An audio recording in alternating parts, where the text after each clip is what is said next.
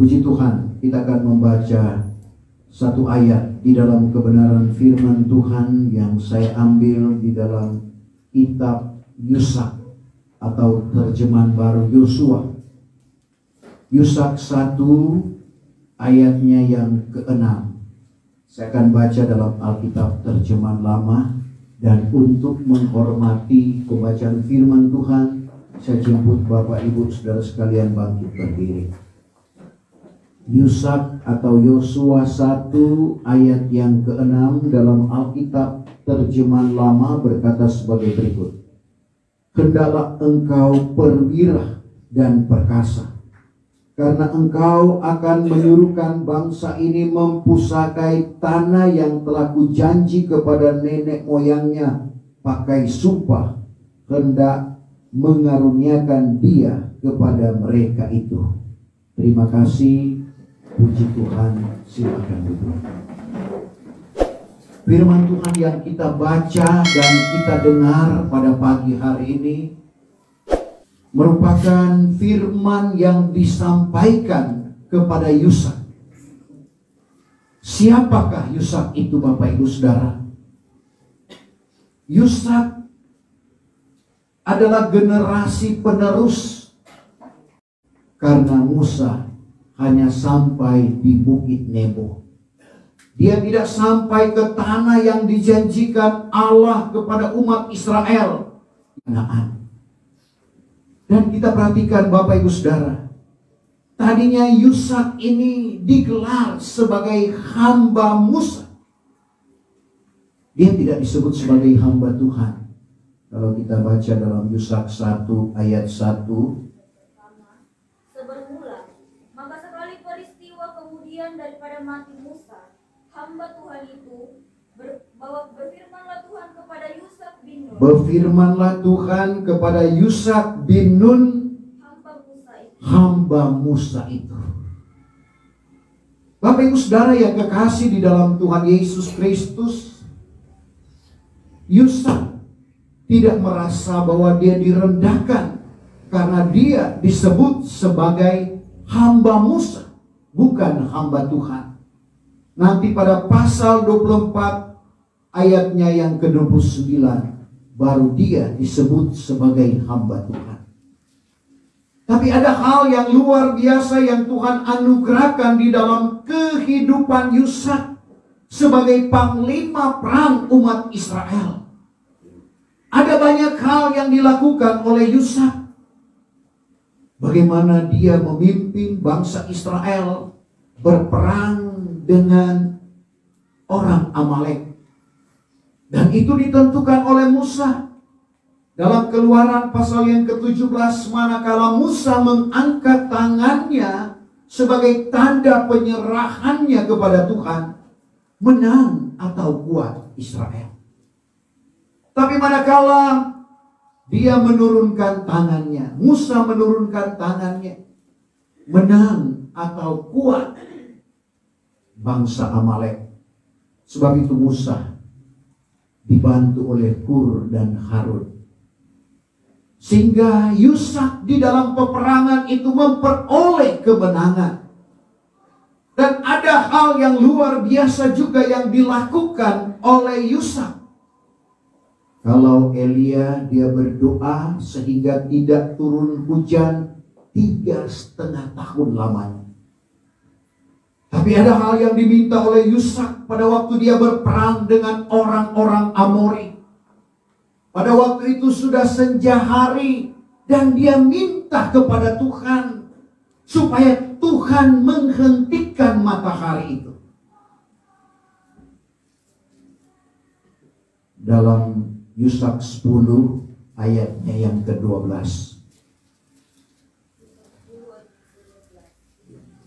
Maka pada masa itu kata Yusak kepada Tuhan. Kata Yusak kepada Tuhan.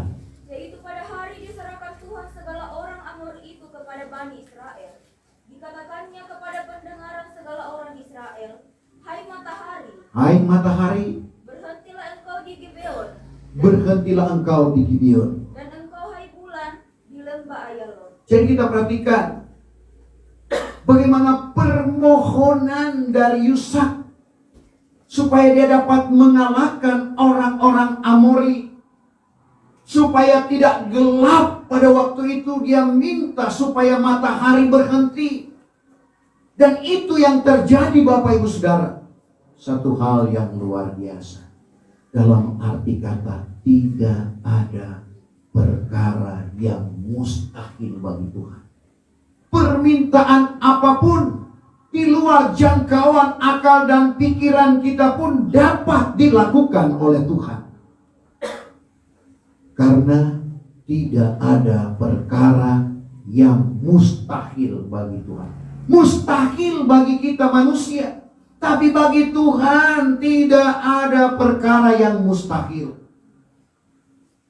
Karena Yeremia berkata dalam Yeremia 32 ayatnya yang ke-17. Ya Tuhan gua, bahwasanya Engkau juga sudah menjadikan langit dan bumi. Engkau Tuhan yang menjadikan langit dan bumi. Oleh maha kuasamu. Dan oleh lenganmu yang terkedam. Lenganmu yang terkedam. Sesuatu pun tiada yang mustahil kepadamu. Sesuatu pun tidak ada yang mustahil.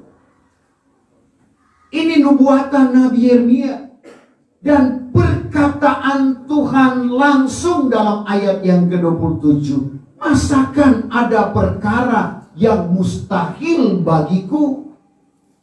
Dia adalah Allah yang berkuasa. Kita baca ayat itu 27. Bahwa sesungguhnya akulah Tuhan Allah segala manusia. Akulah Tuhan Allah segala manusia. Masakan ada perkara yang mustahil kepadamu. Masakan ada perkara yang mustahil kepadaku. Kadang-kala kita diperhadapkan dengan perkara-perkara yang mustahil. Tapi ketahuilah Bapak Ibu Saudara sekalian, apalagi kita yang hidup di akhir zaman ini. Paulus katakan dalam 2 Timotius 3 ayat 1, perhatikan hari-hari terakhir salinan baru. Salinan lama, perhatikan akhir zaman akan datang masa yang sukar. Kita tidak perlu takut untuk menghadapi masa-masa yang sukar ini. Karena ada Tuhan yang tidak ada yang mustahil bagi dia. Dia berkata jadi. Dia berfirman terdiri. Kita manusia tidak seperti Tuhan. Kita penuh dengan keterbatasan. Tapi pengakuan Daud dalam Mazmur 33 ayat 9. Dia hanya berkata. Dia hanya berfirman. Apa yang dia katakan. Apa yang dia firmankan itu terjadi. Mazmur 33 ayat 9.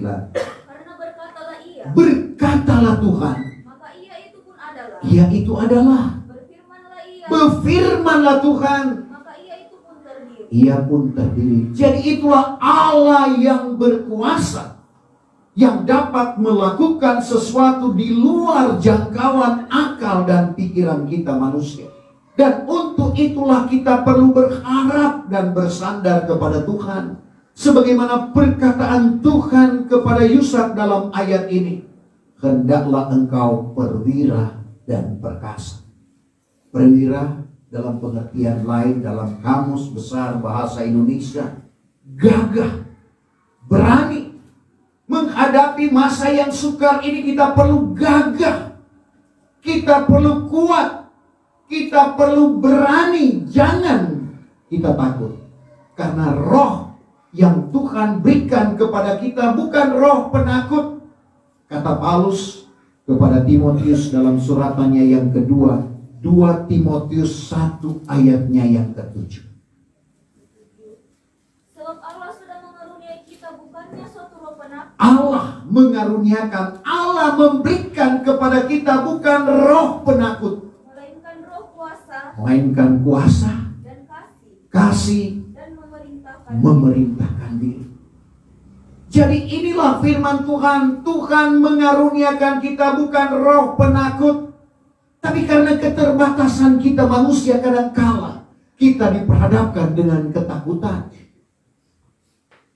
Tapi apa yang dikatakan oleh Tuhan Yesus kepada murid-muridnya dalam Yohanes 14 ayatnya yang ke-27 sampai 2 kali Tuhan berkata, sejahtera aku berikan kepadamu. Sejahteraku sendiri aku karuniakan kepadamu. Jangan susah dan jangan takut. Yahya 14 ayat 27. Sejahtera aku tinggalkan padamu. Kata Tuhan Yesus, sejahtera aku tinggalkan kepadamu. Bahkan sejahteraku sendiri aku berikan kepadamu. Dua kali, sejahteraku sendiri aku berikan kepada kamu. Bukan seperti diberi oleh dunia ini yang Tidak diberikan kepadamu. sama diberi oleh dunia yang Tuhan berikan kepada Bapak, Ibu, saya dan saudara. Janganlah susah hatimu. Jangan susah, Dan jangan takut. jangan takut. Dua hal ini juga yang kadangkala diperhadapkan kepada manusia. Susah dan takut. Tapi Tuhan katakan, sejahteraku sendiri aku berikan. Sejahteraku sendiri aku karuniakan kepada kamu. Jangan susah, jangan takut. Dalam arti kata Allah yang menyertai kehidupan kita. Sebelum Tuhan mengungkapkan hendaklah engkau perwira dan perkasa, lebih dulu Tuhan sudah berkata kepada Yosua atau Yusa, sebagaimana aku menyertai Musa, demikian juga aku akan menyertai engkau. Aku tidak akan membiarkan engkau. Aku tidak akan meninggalkan engkau. Yusak 1 ayat yang kelima. Seorang pun tiada akan tahan berdiri di hadapanmu pada segala hari umur hidupmu. Seperti dahulu adalah aku serta dengan Seperti dahulu aku beserta dengan Musa, kata Tuhan kepada Yusa. Begitu aku akan menyertai engkau. Begitu aku akan menyertai engkau. Tiada aku akan membiarkan engkau. Tiada aku membiarkan engkau. Dan tiada aku meninggalkan engkau. Dan tiada aku meninggalkan engkau. Perkataan ini juga datang kepada Bapak, Ibu, saya dan saudara. Tuhan tetap menyertai akan kehidupan kita. Dia tidak akan membiarkan kita. Dia tidak akan meninggalkan kita. Sampai kapan Tuhan menyertai kita? Tuhan Yesus sendiri berkata dalam Matius 28 ayat yang ke-18 sampai 20. Aku menyertai kamu sampai pada kesudahan alam. Itu janji Tuhan. Tuhan tidak meninggalkan kita. Tuhan tidak membiarkan kita. Sebaliknya Dia menyertai kita sampai pada kesudahan alam ini. Sebab itu mari kita senantiasa mau beserta dengan Tuhan. Tapi kita harus perwira. Perkasa itu kuat dan tangguh. Tangguh sama dengan sukar untuk dikalahkan. Kuat sekali. Itu dalam kamus besar bahasa Indonesia. Jadi kita harus perkasa, kita kuat. Menghadapi situasi saat ini kita harus bermental baja. Jangan mental kerupuk yang mudah hancur. Kuat menghadapi tantangan. Menghadapi gelombang pencobaan kita harus kuat. Karena kalau kita tidak kuat, kita akan dikalahkan oleh keadaan dan situasi dunia ini. Banyak hal yang membuat kita lemah. Seperti yang saya selalu katakan, jari-jari tangan orang bisa melemahkan kita. Dengan media sosial sekarang kan tangan yang bekerja. Upload yang menyinggung perasaanmu mungkin. Yang membuat engkau tersinggung.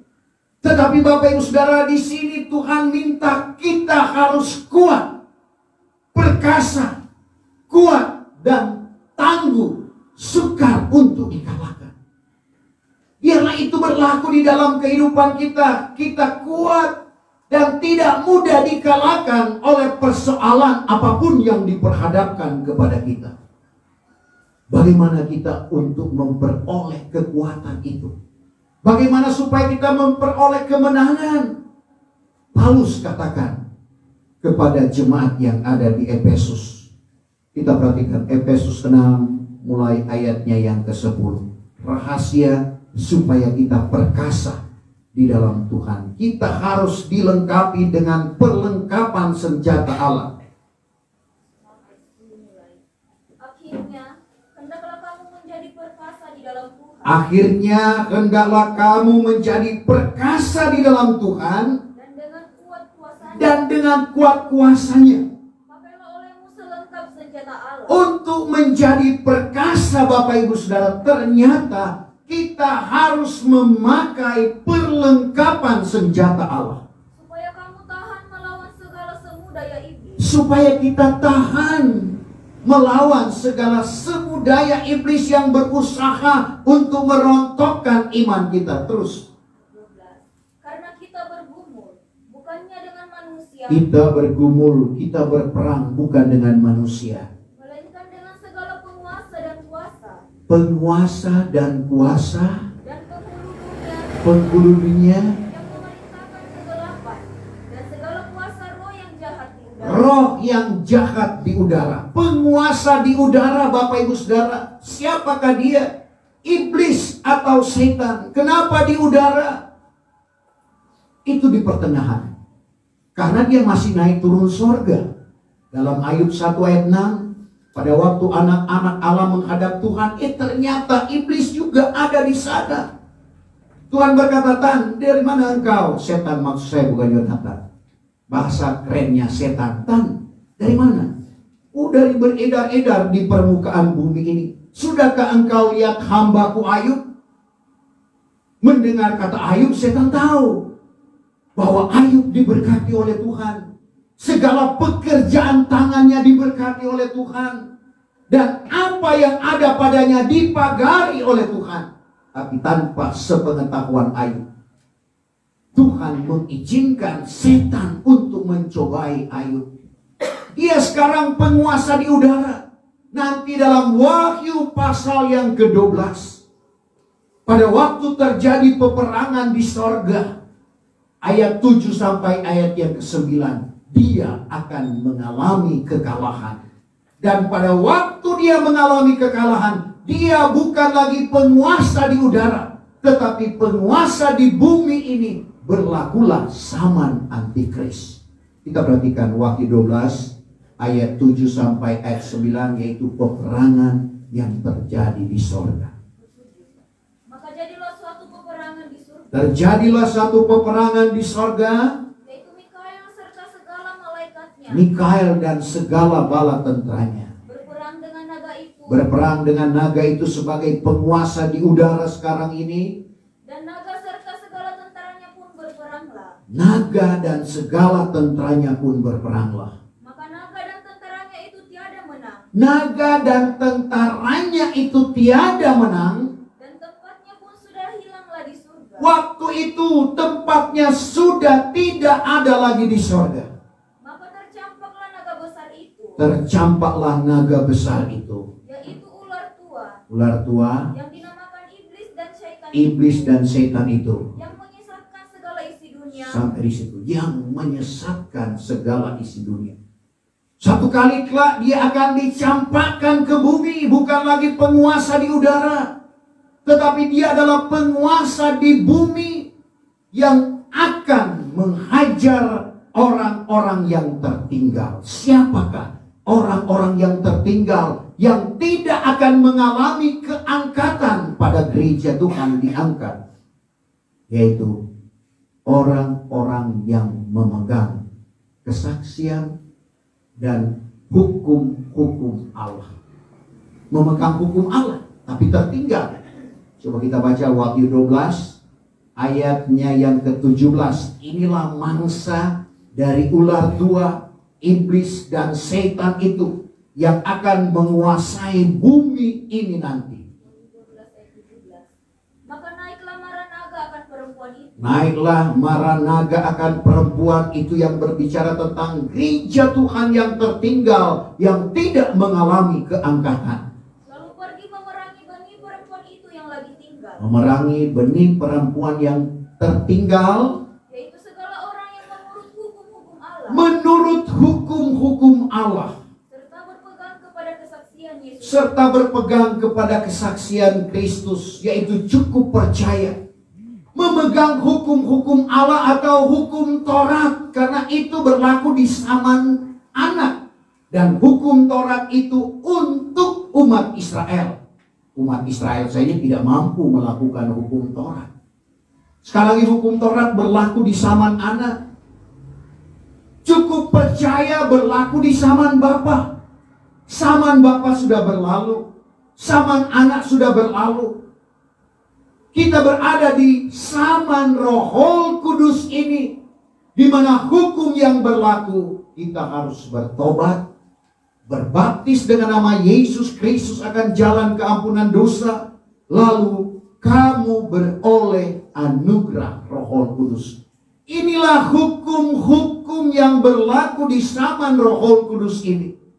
Dan kalau kita melakukan itu, berarti kita mengenal Tuhan. 1 Yohanes 2 ayat yang ketiga. 1 Yohanes 2 ayat 3. Dengan yang demikianlah, dengan demikian kita mengetahui bahwa kita sudah mengenal Dia. Kita mengetahui bahwa kita sudah mengenal Tuhan. Jikalau kita menurut hukum-hukum. Kalau kita menurut hukum-hukum Tuhan. Dan bagaimana kita tahu bahwa kita dikenal? Artinya saling. Karena ada orang yang mengaku kenal tapi tidak dikenal. Coba baca 1 Korintus 8 ayat yang ketiga.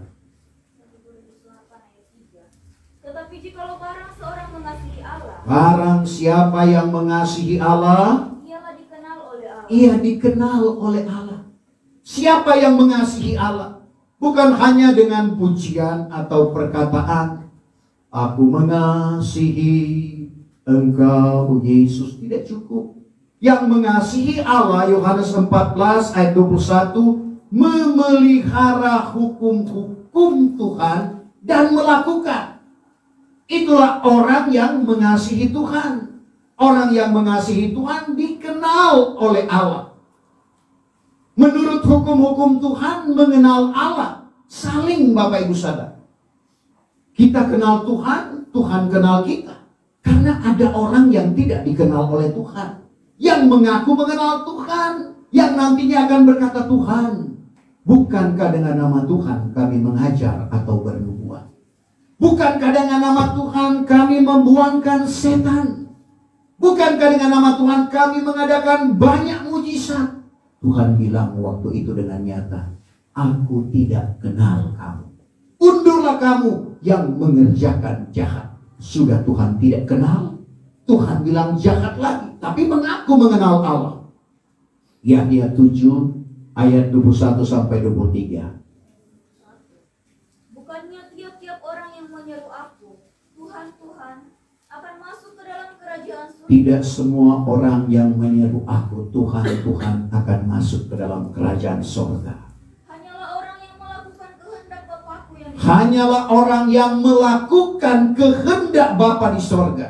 Pada hari itu kelak, Pada hari itu kelak, banyaklah orang yang akan berkata kepadaku, Tuhan, Tuhan, Tuhan, Tuhan, bukankah dengan nama Tuhan kami mengajar, bukankah dengan nama Tuhan kami mengajar atau bernubuat? dan dengan nama Tuhan kami membuangkan setan, Dengan nama Tuhan kami membuangkan setan. dan dengan nama Tuhan kami mengadakan banyak mujizat. Banyak mujizat dengan nama Tuhan, bukan sedikit.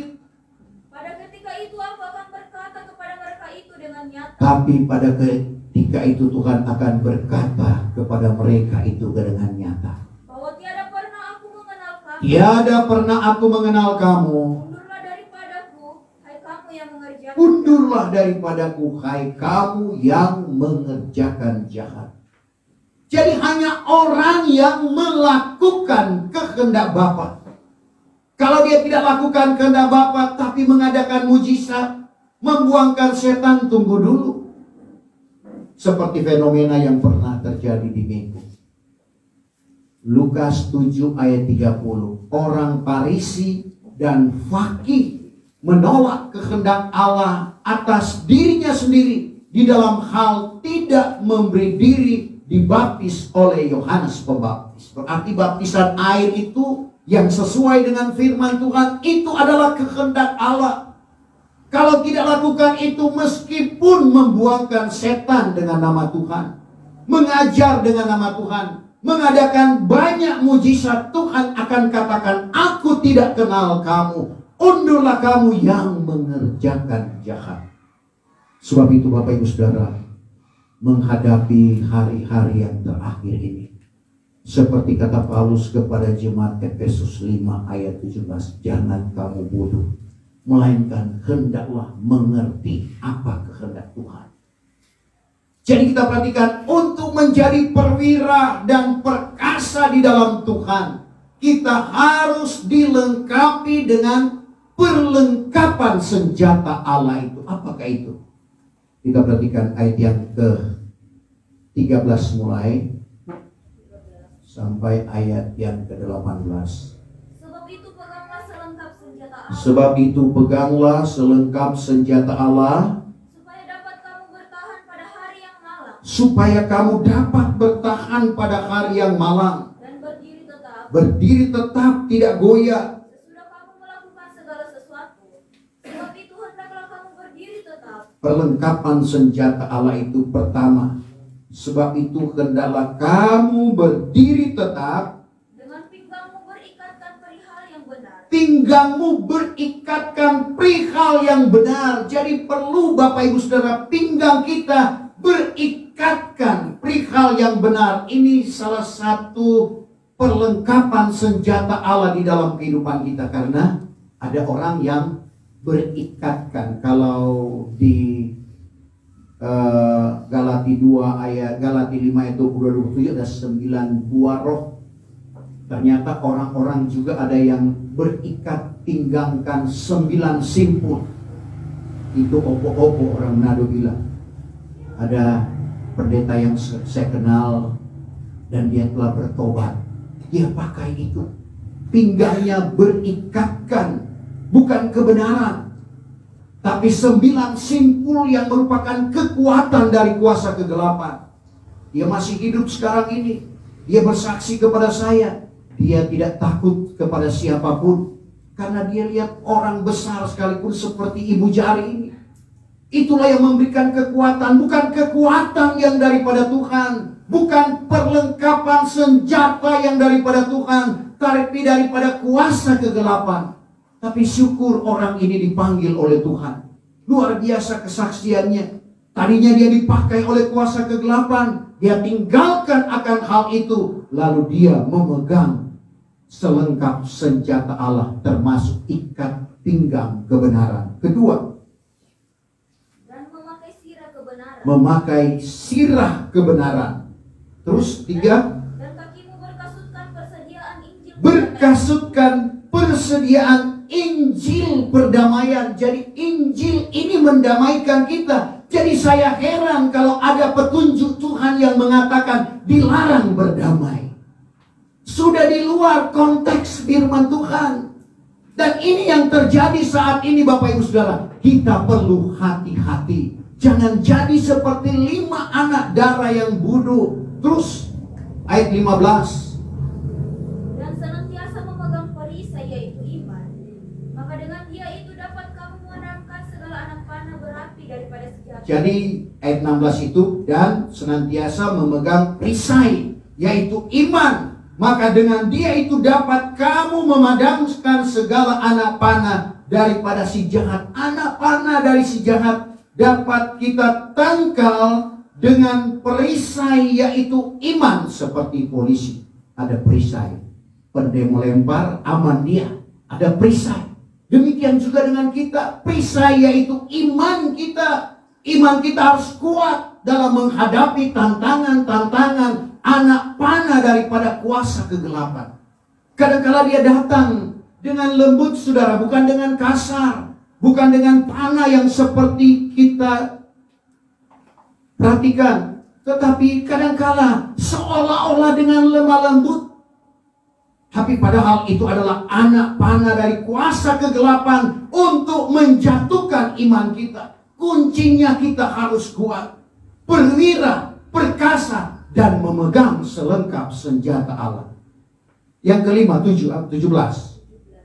Dan sambutlah ketopong keselamatan dan pedang roh, yaitu firman Allah. Jadi dan sambutlah ketopong keselamatan, itu 5. Dan pedang roh, yaitu firman Allah. Jadi kita perlu ada firman. Dan yang ke-7 ayat 18. Dengan segala doa dan permintaan, berdoalah tiap-tiap waktu dengan roh, sambil berjaga-jaga di dalam hal itu, dengan segala usaha dan permintaan, karena sekalian orang suci. Jadi dengan segala doa, karena doa itu sekali lagi ternyata merupakan perlengkapan senjata Allah di dalam kehidupan kita. Dan ini merupakan salah satu akan kehendak Allah. Di mana kehendak Allah dalam 1 Tesalonika 5 ayat 16, bersukacitalah kamu di dalam Tuhan senantiasa.